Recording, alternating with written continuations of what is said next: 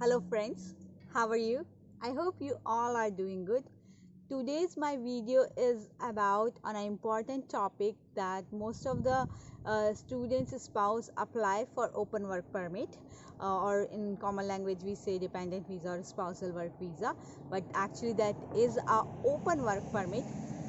They apply with all the proper documents which is supposed to be in the file, but still that visa got rejected under the paragraph 21b, or we can say 201b. 201b. So this is a very common ground for the refusal, and today I'm going to discuss that what to do if your open work permit gets rejected under 201b. Okay, and you know what to do. If you will like this video, please like, share and subscribe. Thank you. Let's start.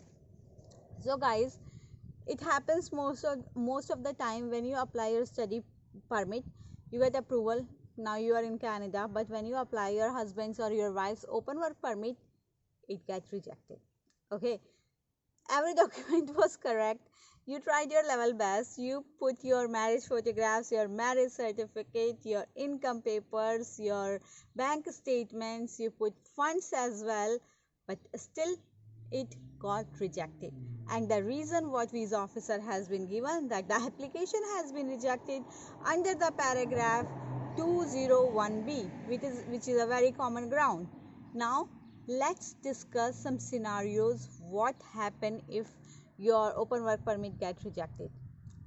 First of all, please do not get disheartened. Okay, it happens. Honestly speaking, my husband's open work permit got rejected once as well. When I applied, it got rejected. Okay, so it happens with most of the people.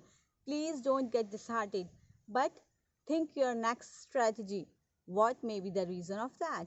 What can I improve in my application? Okay, so the generally visa officer says that you are not gonna come back to India or your home country once you reach Canada.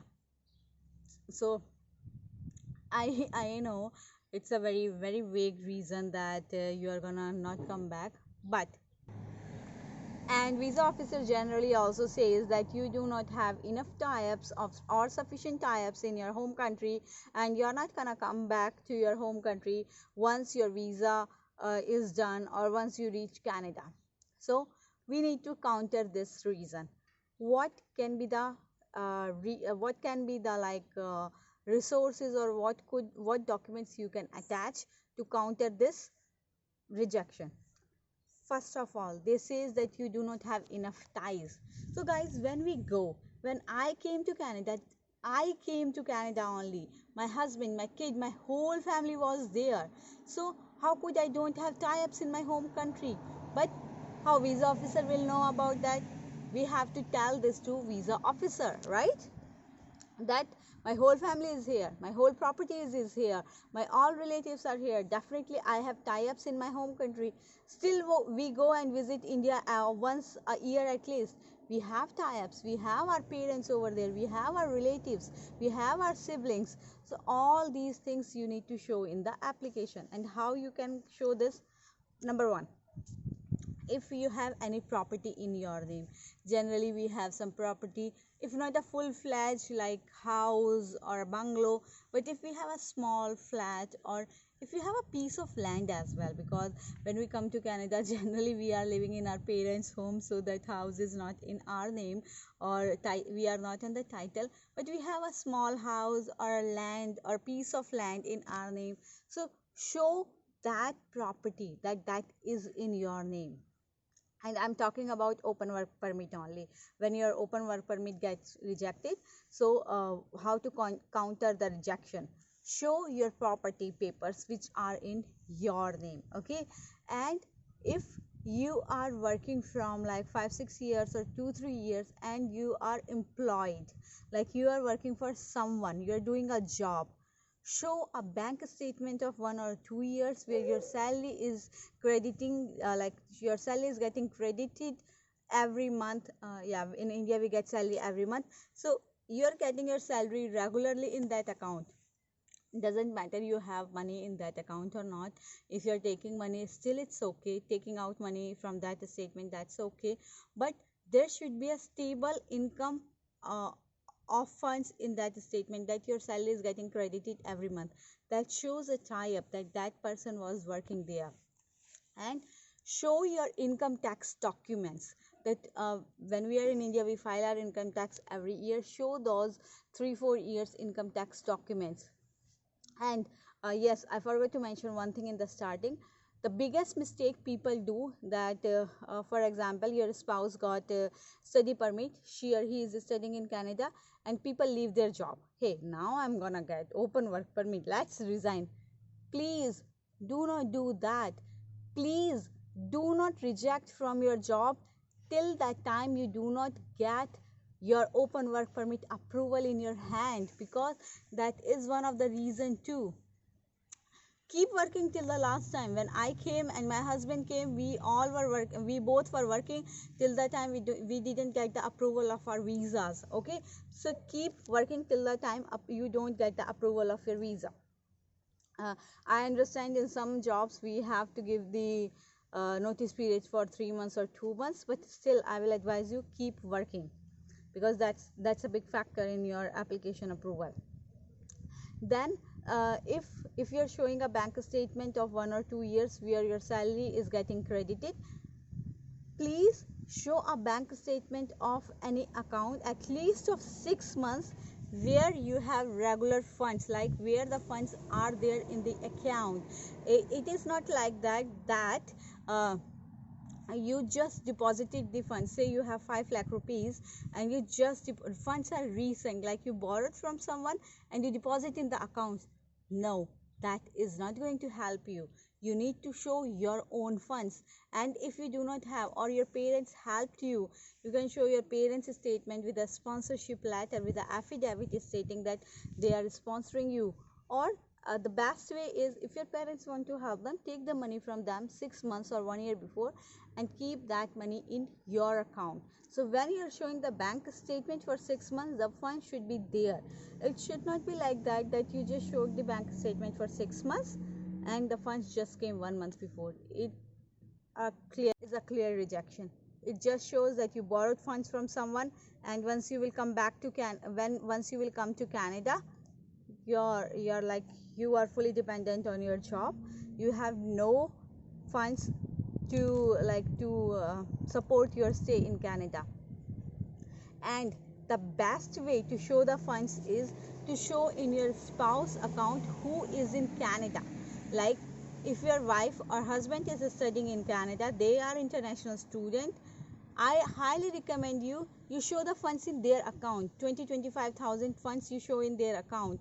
If not 20-25,000, at least 10-15,000, except then GIC. Not in the GIC which we show for a study permit of 10,000. No, not that. Except then show 10-15,000 in their account. That is the best way. If you have funds in Canadian dollar, it shows your spouse can support you in Canada. Okay, so now another thing come for the people who are in agriculture. Okay, I know so many people come from the area where your spouse is a agriculturist. Good, so cool, he is an agriculturist. And I will suggest you that people just show J forms. Okay, J forms, that is for actually agriculture. J forms, visa officer don't find that just as a as a stable or as a very solid proof for funds.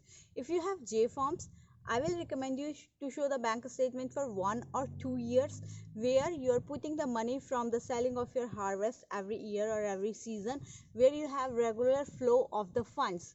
And if you have J forms, I will suggest you to file your income tax. Doesn't matter how much is that, but file that every year. I know agriculture income is tax free, but whatever tax you have, if you can file that every year and you can show a bank statement with regular flow, that you are putting the money, you're taking out the money, so a regular flow of money is there.